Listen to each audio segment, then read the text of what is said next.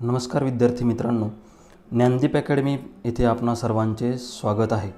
नवीनच सुरू केलेली आपली ही सिरीज ज्यामध्ये आपण पॉलिटी ब्रेन टीजर आणि पॉलिटी टेस्ट अशा दोन वेगवेगळ्या भागामध्ये अभ्यास करणार आहोत। पॉलिटी ब्रेन टीजरमध्ये आज आपण विविध महत्त्वाचे पॉइंट्स पाठ कसे करायचे आणि लक्षात कसे ठेवायचे आणि नेमकं काय महत्त्वाचं आहे हे अभ्यासणार आहोत।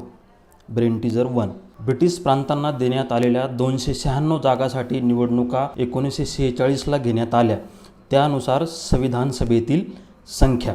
आता यामध्ये काय महत्त्वाचा पॉईंट आहे की 1946ला ज्या निवडणुका झाल्या त्यामध्ये ब्रिटिश प्रांतांना म्हणजे प्रोव्हिन्सेस होते तिथे 296 जागा त्यांना देण्यात आल्या होत्या। तर या निवडणुका कोणी जाहीर केल्या होत्या तर कॅबिनेट मिशनने। या निवडणुका कॅबिनेट मिशनने जाहीर केल्या होत्या आणि त्यावेळेस व्हाईसरॉय कोण होते तर लॉर्ड वेवेल। त्यावेळेचे व्हाईसरॉय होते लॉर्ड वेवेल। हे दोन महत्त्वाचे पॉईंट आपण इथं लक्षात घ्यायला हवेत। तर यामध्ये आपण संविधान सभेत कोणाला किती जागा मिळाल्या ते बघूयात। तर काँग्रेसला त्यावेळी जागा मिळाल्या होत्या 208, म्हणजे त्यांनी त्यावेळी 208 जागा जिंकल्या। काँग्रेसचे अध्यक्ष कोण होते? अबुल कलाम आझाद हे त्यावेळेसचे काँग्रेसचे अध्यक्ष होते। आणि मुस्लिम लीगला यावेळी जागा मिळाल्या 73। आता इथे 73 जागा मुस्लिम लीगला मिळाल्या आणि काँग्रेसला 208।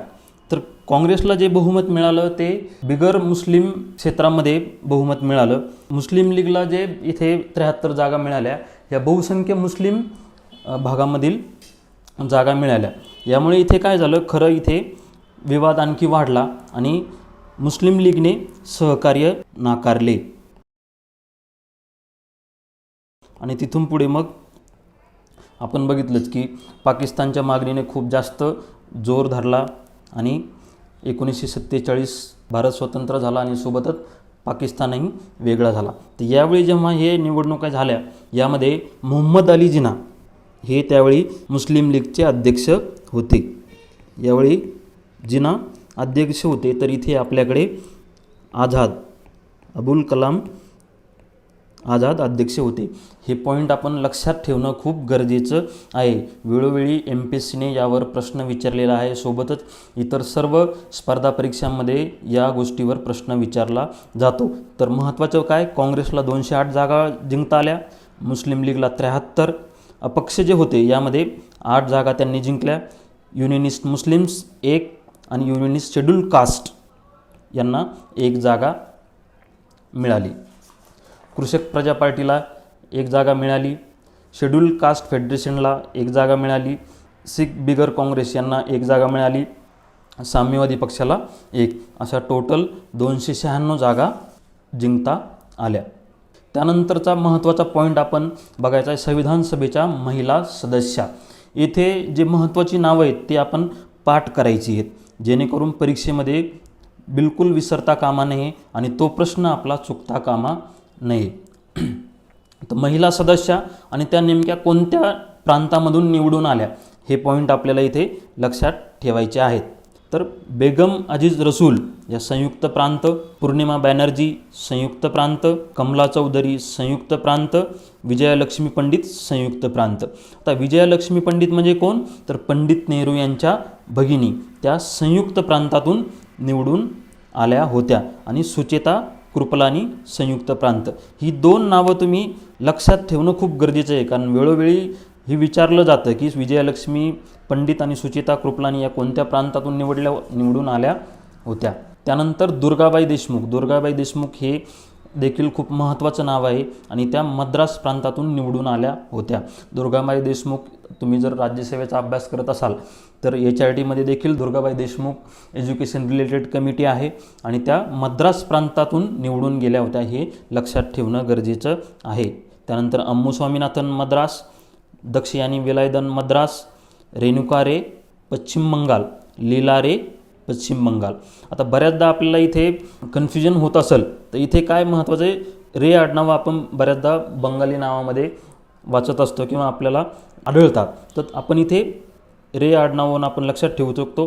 फक्त इथे वेगळं थोडंसं नाव म्हणजे काय की देशमुख आणि त्या मद्रास प्रांतातून निवडून आलेले आहेत, तर हे आपण लक्षात ठेवणं गरजेचं आहे. सोबतच यानंतर आपण बघणार आहोत राजकुमारी अमृता कौर या केंद्रीय प्रांत आणि बेरार या प्रांतातून निवडून आल्या. हंसा मेहता बॉम्बे, हे खूप महत्त्वाचं नाव आहे, बॉम्बे हंसा मेहता, कारण स्वातंत्र्य चळवळीत यांचं खूप मोठं योगदान आहे. आपल्याला अभ्यास करताना हा मुद्दा लक्षात येईल की बॉम्बे प्रांतामध्ये त्यांनी खूप स्वातंत्र्य चळवळीत सहभाग घेतला होता, त्यामुळं त्या तिथून निवडून आल्या. आणि मॅस्क्रीन त्रावणकोर आणि कोची, मालती चौधरी ओरिसा, सरोजिनी नायडू बिहार. सरोजिनी नायडू एक महत्त्वाचं नाव आहे, त्या बिहार प्रांतातून निवडून आल्या होत्या. त्यानंतर सगळ्यात आणखी महत्त्वाचा मुद्दा जो आपण पाठ करायला हवा, ज्यामध्ये पाठांतराचे नेमके मुद्दे कोणते आहेत आणि आपण काय लक्षात ठेवायला हवं ते आपण बघणार आहोत. मुद्दा काय आहे की संविधान सभेची एकूण 11 अधिवेशने आणि त्यांचा कालावधी खालीलप्रमाणे. तर संविधान सभेची एकूण किती अधिवेशने झाली, तर 11. हा पॉईंट आपण इथं लक्षात ठेवणं गरजेचं आहे. संविधान सभेची 11 अधिवेशने झाली. पहिलं अधिवेशन झालं 9 ते 23 डिसेंबर 1946. दुसरं अधिवेशन झालं 20 ते 25 जानेवारी 1947. तिसरे अधिवेशन झाले 28 एप्रिल ते 2 मे 1947. चौथे अधिवेशन झाले 14 ते 31 जुलै 1947. आणि पाचवे अधिवेशन झाले 14 ते 30 ऑगस्ट 1900. आता इथे थोडंसं प्रिंटिंग मिस्टेक असल्यामुळे आपण इथे करेक्ट करून घेऊयात की इथे 1947 असायला हवं. तर यामध्ये आपण कोणता मुद्दा लक्षात ठेवाल, पाचवं अधिवेशन जे झालं ते भारताला स्वातंत्र्य मिळालं त्या महिन्यातील हे अधिवेशन आहे. कारण भारताला स्वातंत्र्य कधी मिळालं, 15 ऑगस्ट. तर त्यावेळी कोणतं अधिवेशन चालू होतं, तर पाचवे अधिवेशन त्यावेळी चालू होते. आणि पहिले 9 ते 23 डिसेंबर 1946. हे पॉईंट आपण इथे लक्षात ठेवायचे आहेत. सहावे अधिवेशन झाले 27 जानेवारी 1948ला. त्यानंतर सातवे अधिवेशन झाले 4 नोव्हेंबर 1948 ते 8 जानेवारी 1949. आठवे अधिवेशन झाले 16 मे ते 16 जून 1949. नववे अधिवेशन झाले 30 जुलै ते 18 सप्टेंबर 1949.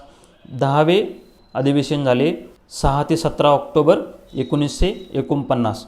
आणि 11वे अधिवेशन झाले 14 ते 26 नोव्हेंबर 1949. इथे आपल्याला ही 26 नोव्हेंबर 1949 ही डेट सर्वांना माहिती असेल किंवा लक्षात असेल की या दिवशी संविधान सभेच्या या अधिवेशनामध्ये आपण संविधानावर स्वाक्षऱ्या केल्या. त्यामुळे ही डेट आपल्याला माहिती असणं गरजेचं आहे. आणि सोबत ते अधिवेशन कितवं होतं, तर 11वं अधिवेशन होतं. तर संविधान सभेचं कामकाजासाठी अनेक व्यक्तींची अनेक पदावर नेमणूक केली गेली, अनेक समित्या स्थापन केल्या गेल्या. तर संविधान सभेचे कामकाज करताना कोणती व्यक्ती कोणत्या पदावर होती हे देखील आपल्याला लक्षात घेणं गरजेचं आहे. बऱ्याचदा MPSC किंवा इतर स्पर्धा परीक्षामध्ये तेथे प्रश्न विचारला जातो. तर यामध्ये पहिलं नाव आहे सच्चिदानंद सिन्हा. आपण हे कालच्या प्रश्नोत्तरामध्ये बघितलंच होतं की सच्चिदानंद सिन्हा हे पहिले व्हॉइसरॉयच्या मंडळामध्ये नेमणूक झालेले सदस्य होते. तर हे संविधान सभेचं कामकाज चालू असतानाचे तात्पुरते अध्यक्ष होते. ही बाब येथे लक्षात घ्यायची आपल्याला. तर कायमस्वरूपी अध्यक्ष कोण होते, राजेंद्र प्रसाद. कायमस्वरूपी अध्यक्ष होते राजेंद्र प्रसाद. फ्रँक अँथनी होते तात्पुरते उपाध्यक्ष. तर HC मुखर्जी कायमस्वरूपी उपाध्यक्ष होते. इथे राजेंद्र प्रसाद आणि HC मुखर्जी ही 2 नावं आपल्याला लक्षात ठेवायची आहेत. घटना समितीच्या प्रमुख 8 समित्या व त्यांचे अध्यक्ष या मुद्द्यावर MPSCने अनेकदा प्रश्न विचारलेला आहे आणि आपण अनेकदा पाठ करतो, अनेकदा आपण लक्षात ठेवायचा प्रयत्न करतो. पण MPSCमध्ये परीक्षेला गेल्यानंतर आपल्याकडून बऱ्याचदा सिली मिस्टेक होते किंवा आपण चूक करतो आणि हातातले मार्क आपण घालवतो. यामध्ये आपण यांचा पाठांतर करणं आवश्यक आहे. तो मार्क आपल्याला इथे गमवायचा नाही. तर आपण इथे बघूयात की नेमक्या घटना समितीच्या 8 समित्या, प्रमुख समित्या, इतरही खूप साऱ्या समित्या होत्या, हे लक्षात घ्या. फक्त 8च समित्या नव्हत्या, तर इतरही समित्या होत्या. पण महत्त्वाच्या 8 होत्या, ज्यामध्ये आपण त्या समित्यांची नावे आणि अध्यक्ष यांचा विचार करणार आहोत. पहिली समिती आहे की संघ अधिकार समिती. त्याचे अध्यक्ष होते पंडित जवाहरलाल नेहरू. दुसरी समिती संघ राज्य घटना समिती. ज्याचे अध्यक्ष होते पंडित जवाहरलाल नेहरू. आणि तिसरी राज्याशी चर्चेसाठी समिती, जिचे अध्यक्ष होते पंडित जवाहरलाल नेहरू. तर इथे सरळ सरळ काय लक्षात ठेवायचं आहे की पंडित जवाहरलाल नेहरू यांच्याकडे संघांना अधिकार, संघांची राज्यघटना आणि राज्यांशी चर्चा ह्या 3 बाबी असणाऱ्या समित्या जवाहरलाल नेहरू यांच्याकडे होत्या.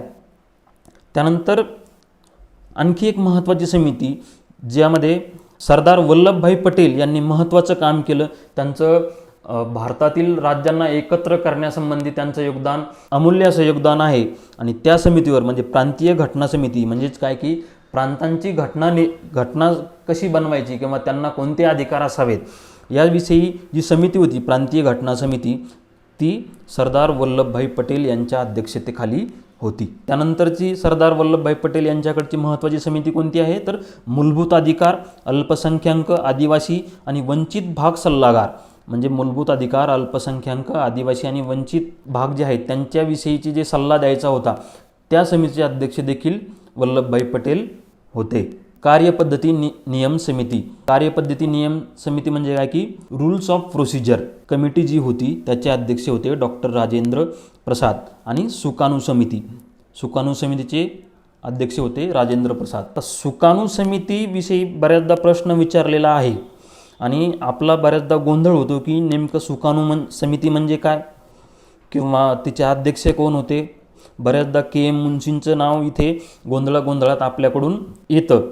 बघा इथे काय की सुकाणू समिती म्हणजे काय की स्टेअरिंग कमिटी, जहाजाचं जे स्टेअरिंग असतं जहाजाचं त्याला मराठीमध्ये सुकाणू म्हणतात. आणि ते काम काय करतं की त्याला दिशा देण्याचं, त्याला योग्य दिशेनं चालवण्याचं काम करतं. सेम हा या सुकाणूचा अर्थ आहे. आणि सेम या कमिटीचं देखील कार्य तेच होतं की संविधान तयार करताना त्याची दिशा योग्य पद्धतीने असावी, योग्य कार्य चालावं.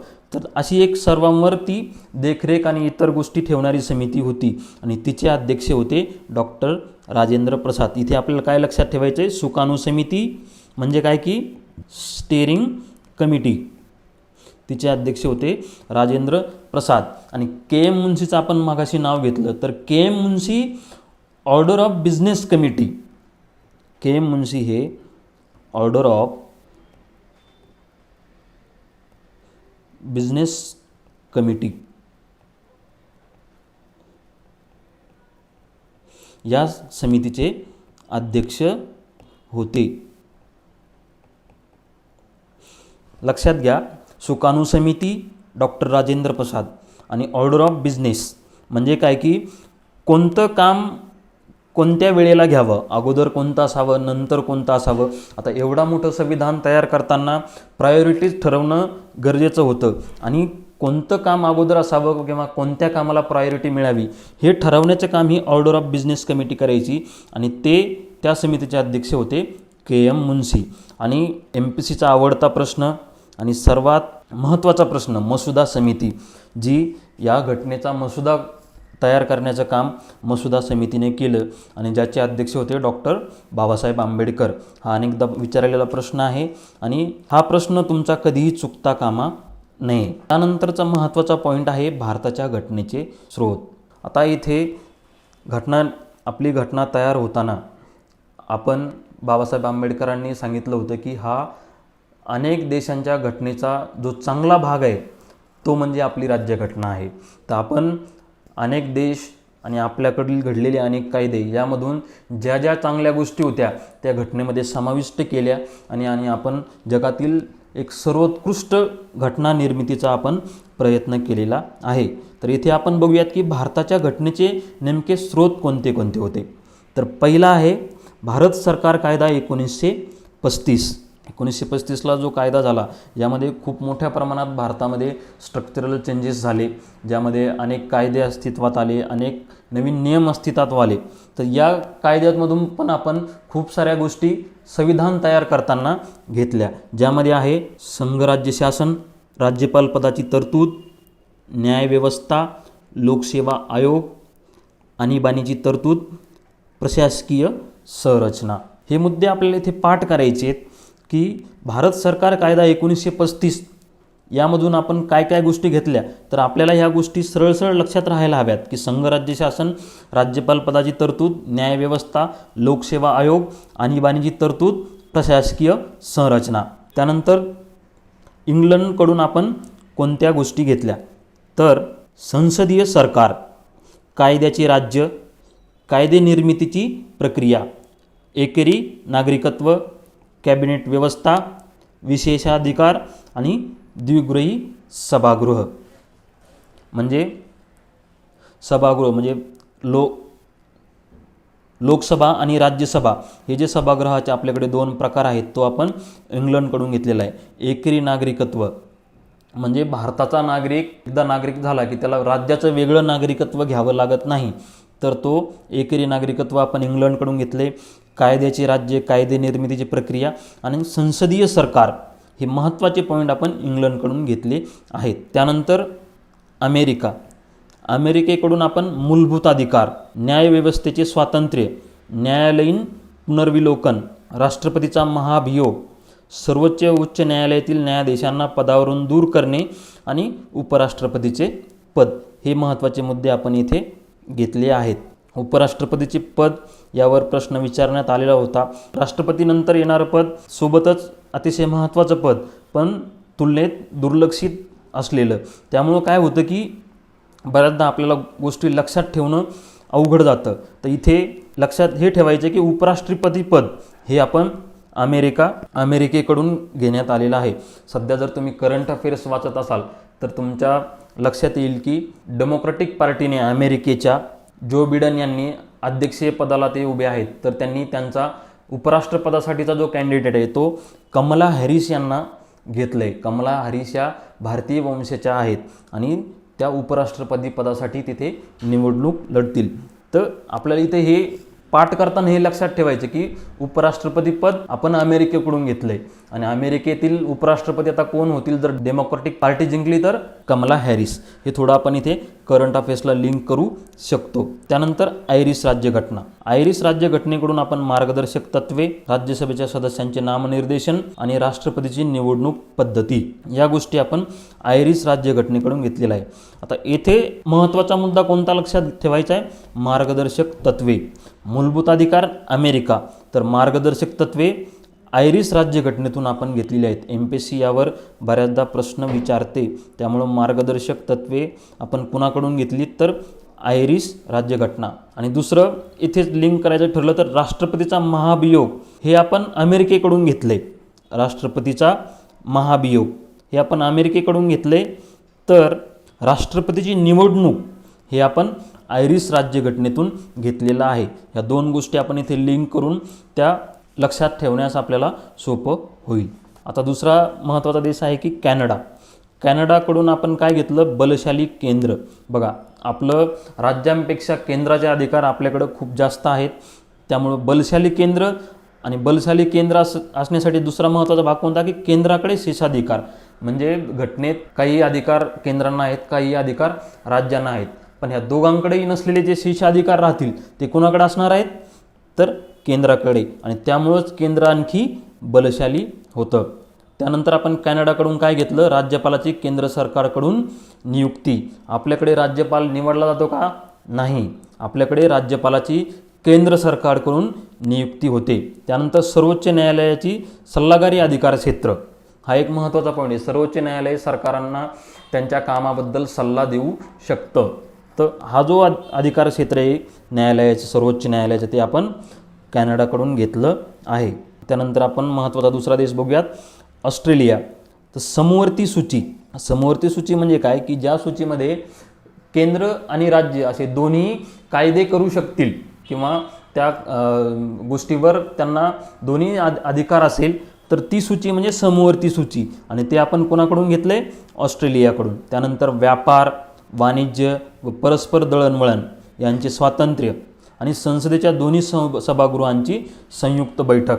आता इथे बघा, इथे वेगळा मुद्दा आपल्याला लक्षात ठेवायचा आहे की व्यापार, वाणिज्य, परस्पर दळणवळण हे बिझनेस किंवा व्यापाराशी रिलेटेड पॉईंट्स आहेत आणि त्यांना स्वातंत्र्य असावं. हे आपण कोणाकडून घेतलं तर ऑस्ट्रेलिया. त्यानंतर संयुक्त बैठक आणि समवर्ती सूची या गोष्टी कोणाकडून घेतल्या? आपण ऑस्ट्रेलियाकडून. हे पॉईंट आपल्याला इथे लक्षात ठेवायचे आहेत. त्यानंतर जर्मनीला वायमर प्रजासत्ताक देखील म्हटलं जातं, म्हणून इथे जर्मनी वायमर आलेला आहे. तर जर्मनी या देशाकडून आपण काय घेतलंय, आणीबाणी दरम्यान मूलभूत हक्कांचे होणारे निलंबन. आता इथे काय महत्त्वाचं लक्षात ठेवायचं आपल्याला की आणीबाणीची तरतूद आपण कोणाकडून घेतली आहे, आणीबाणीची तरतूद आपण घेतली आहे भारत सरकार कायदा 1935. तर आणीबाणी दरम्यान मूलभूत हक्कांचे निलंबन ही तरतूद आपण घेतली आहे जर्मनीकडून. हे पॉईंट आपण येथे लक्षात ठेवायचे आहेत. सोव्हिएत रशिया, येथे ॲक्च्युली फक्त रशिया असणं गरजेचं होतं. सोव्हिएत रशिया किंवा सोव्हिएत युनियन आता त्यांनी नाव वगळलेलं आहे. तर रशियाकडून आपण घेतलं मूलभूत कर्तव्य. हा अतिशय महत्त्वाचा पॉईंट, मूलभूत कर्तव्य. बघा लक्षात घ्या, येथे आपण पाठ काय करायचं आहे, मूलभूत अधिकार अमेरिका, मार्गदर्शक तत्वे आयरिश राज्यघटना आणि मूलभूत कर्तव्य रशिया. मूलभूत कर्तव्य हा जो मुद्दा आहे, हा पॉईंट हा समाजवादी देशांमध्ये मुख्यतः याला भर असतो. म्हणजे समाजवाद काय सांगतो की तुमच्या अधिकारांपेक्षा तुम्ही तुमच्या कर्तव्यावर जास्त भर देणं गरजेचं आहे. जर तुम्हाला अधिकार मिळत आहेत तर तुम्ही कर्तव्य सर्वात अगोदर पाळणं गरजेचं आहे. समाजवादी देश कर्तव्यावर भर देतात. तर इथे आपल्याला समाजवादी जी राज्यव्यवस्था आहे ती आपण रशियाला ओळखल्या जातो. समाजवादी तिथे कार्ल मार्क्स ज्याचं नाव आपण मोठ्या प्रमाणात ऐकून असतो. तर रशिया इथे मूलभूत कर्तव्य रशिया आपल्याला लिंक काय करता येईल की रशिया समाजवादी होती आणि मूलभूत कर्तव्याला समाजवादामध्ये खूप मोठ्या प्रमाणावर भर दिलेला आहे. म्हणून हा पॉईंट आपण इथे लक्षात ठेवू शकतो. त्यानंतर सरनाम्यातील न्यायाचे तत्व, सामाजिक, आर्थिक आणि राजकीय. आता हा देखील समाजवादाशी आपल्याला रिलेट करणारा पॉईंट ठरू शकतो. का तर समाजवादामध्ये जे लोक आहेत किंवा जी प्रजा आहे त्यांच्या न्यायाला प्राधान्य दिलेलं आहे. तर त्यामुळे जे न्यायाचं तत्व आहे सरनाम्यातील ते आपण कोणती सामाजिक, आर्थिक आणि राजकीय न्याय ही देखील आपण सोव्हिएत रशियाकडून घेतलेली आहेत. त्यानंतर दुसरा महत्त्वाचा देश आहे फ्रेंच राज्यघटना. म्हणजे फ्रान्सकडून आपण प्रजासत्ताक आणि स्वातंत्र्य, समता व बंधुता ही सरनाम्यातील तत्त्व घेतलेली आहे. तर इथे प्रजासत्ताक, स्वातंत्र्य, समता व बंधुत्व ही फ्रान्सकडून आपण घेतलेली आहेत. त्यानंतर दक्षिण आफ्रिकेकडून आपण घटना दुरुस्तीची पद्धत काय असावी, घटना लवचिक असणं गरजेचं आहे. त्यासाठी त्यामध्ये सुधारणा करणं देखील गरजेचं आहे. तरच आपण ती विकासाच्या वेगवेगळ्या टप्प्यावर आपण तिला आणखी त्यामध्ये बदल करू शकतो आणि घटना मग त्यासाठी दुरुस्ती होणं गरजेचं आहे. तर घटना दुरुस्तीची पद्धत आपण दक्षिण आफ्रिकेकडून घेतली आहे. आणि त्यासोबतच राज्यसभेतील सदस्यांची निवडणूक पद्धती देखील आपण दक्षिण आफ्रिकेकडून घेतली आहे. त्यानंतर दुसरा महत्त्वाचा पॉईंट, भारतीय राज्यघटनेतील नागरिकत्वासंबंधीच्या तरतुदी खालीलप्रमाणे.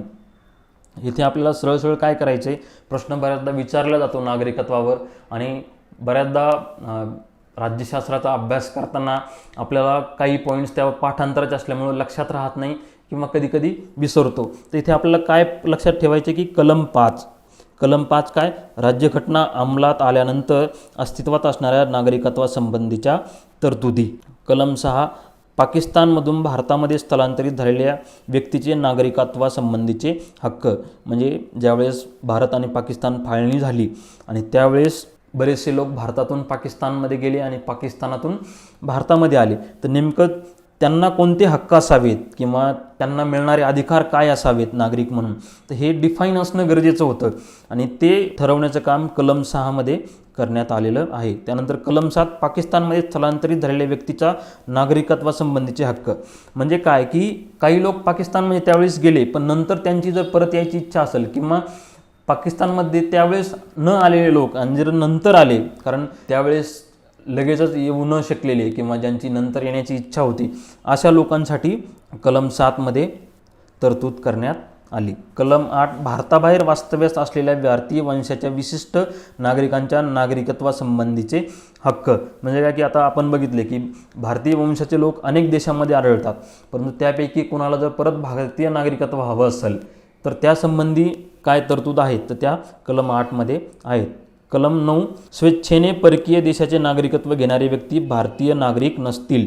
आता इथे काय, की कलम 9 मध्ये काय तरतूद आहे की ज्यांनी स्वतःच्या इच्छेनं बाहेरच्या देशांचं नागरिकत्व घेतलं तर त्यांना सोबतच भारताचं नागरिकत्व नसणार. काही काही देश असं नागरिकत्व देतात. उदाहरणार्थ आपण कॅनडाचं उदाहरण आपण लक्षात ठेवू शकतो. कॅनडा असं पद्धतीनं नागरिकत्व देतं किंवा बरेचसे देश देतात. काही विशेष व्यक्ती असतील ज्यांचं उल्लेखनीय काम असेल कोणत्याही क्षेत्रामध्ये, अशा लोकांना बऱ्याचदा दुहेरी नागरिकत्व मिळतं. तर इथे 9 मध्ये काय समाविष्ट आहे? कलम 9 मध्ये स्वेच्छेने परकीय देशाचे नागरिकत्व घेणारे व्यक्ती भारतीय नागरिकत्व नसतील. कलम 10 नागरिकत्व अधिकार सुरू राहण्याबाबत आणि कलम 11 कायद्याद्वारे नागरिकत्व हक्काचे नियमन करण्याचा संसदेचा अधिकार. म्हणजे आपण कायद्याने नागरिकत्वासंबंधी वेगवेगळ्या तरतुदी करू शकतो, त्याविषयी नियमन करू शकतो आणि तो अधिकार कोणाचा आहे? संसदेचा. आणि कलम 11 मध्ये या बाबी समाविष्ट आहेत. आता प्रास्ताविकेसंबंधी काही महत्त्वाचे खटले न्यायालयामध्ये घडले. तर ज्या खटल्यांची नावं आणि त्यामध्ये सर्वोच्च न्यायालयाचं नेमकं आपल्या प्रास्ताविका किंवा उद्देशपत्रिकेसंबंधी काय मत होतं याविषयी अनेकदा प्रश्न आलेला आहे. आणि नेमकं तो खटला आपण हे लक्षात ठेवण्यासाठी एकदम छोटं स्वरूप इथं ठेवलेलं आहे. तर आपल्याला फक्त खटला आणि सर्वोच्च न्यायालय काय म्हटले ह्या गोष्टी इथे लक्षात घ्यायच्या आहे. तर 1960चा जो बेरुबारी खटला होता, ज्यामध्ये सर्वोच्च न्यायालयाने काय म्हटले की उद्देशपत्रिका हा संविधानाचा भाग नाही. लक्षात घ्या, सर्वोच्च न्यायालयाने उद्देशपत्रिकेला संविधानाचा भाग नाही हे कोणत्या खटल्यात म्हणले? बेरुबारी. हा एकदम सुरुवातीला म्हणजे आपण 1960 साली खटला भरला होता आणि सुरुवातीच्या काळात सर्वोच्च न्यायालयाचं असं मत होतं. त्यानंतर 1973चा केशवानंद भारती खटला अतिशय महत्त्वाचा खटला आहे. घटनाच्या बदलामध्ये आणि सोबतच भारतीय राज्यव्यवस्थेमध्ये या खटल्याचं अनन्यसाधारण महत्त्व आहे. केशवानंद भारती खटला ते नंतर आपण नेक्स्ट टाईम बघूयात. पण आत्ता पाठांतराच्या मुद्द्यामध्ये आपल्याला काय लक्षात ठेवायचं आहे? 1973 केशवानंद भारती खटला. उद्देशपत्रिका हा संविधानाचा अतिशय महत्त्वाचा भाग आहे. काय म्हटले न्यायालयाने की संविधानाचा भाग आहे. केशवानंद भारती खटला 1973.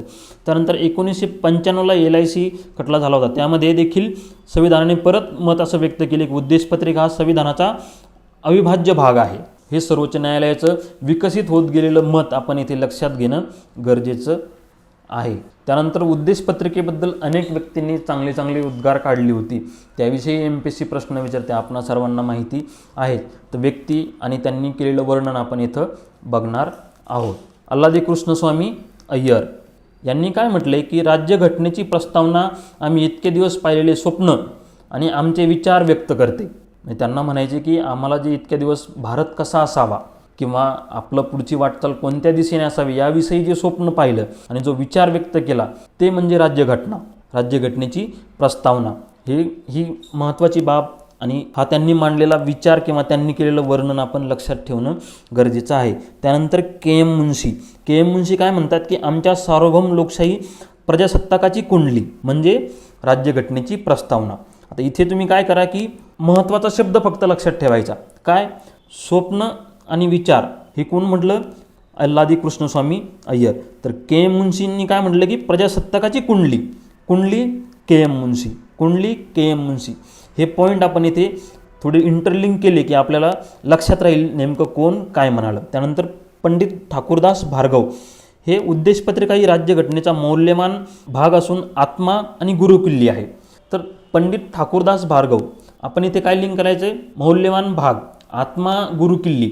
आत्मा आणि गुरुकिल्ली पंडित ठाकूरदास भार्गव पंडित ठाकूरदास भार्गव, मौल्यवान भाग, आत्मा, गुरुकिल्ली. हे पॉईंट इथे जर आपण लक्षात ठेवले तर आपल्याला हे सहज लक्षात राहील.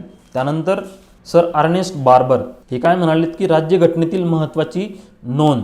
राज्यघटनेतील महत्त्व म्हणजे काय की राज्यघटनेतील जे काय महत्त्वाचे नोंद आहे ती म्हणजे आपली राज्यघटनेची प्रस्तावना. हिदायतुल्ला काय म्हणालेत की उद्देशपत्रिका हा राज्यघटनेचा आत्मा असून आपल्या राजकीय समाजाची रचना दाखवितो. इथे बघा आता आत्मा आणि गुरुकिल्ली हे कोण म्हणालं? पंडित ठाकूरदास भार्गव. तर राज्यघटनेचा आत्मा असून सामाजिक रचना आहे हे कोण म्हणाले? हिदायतुल्ला. त्यानंतर महत्त्वाचे व्यक्ती आहेत JB कृपलानी काय म्हणालेत?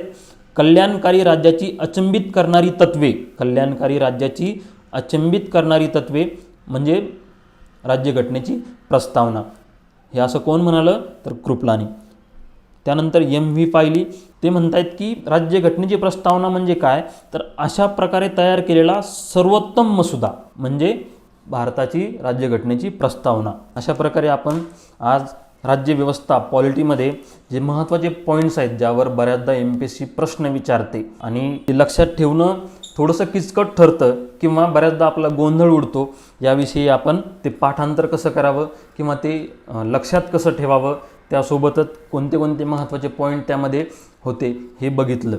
आता इथे सर्वांनी लक्षात काय घ्यायचं आहे की गोष्टी जेवढ्या आपण सोप्या करू आणि त्या लिंक करण्याचा प्रयत्न करू तेवढ्या त्या आपल्या जास्तीत जास्त लक्षात राहतात. परत परत वाचल्यानंतर आपल्या गोष्टी लक्षात राहायला सुरुवात होते. सर्वांना खूप खूप शुभेच्छा. थँक्यू.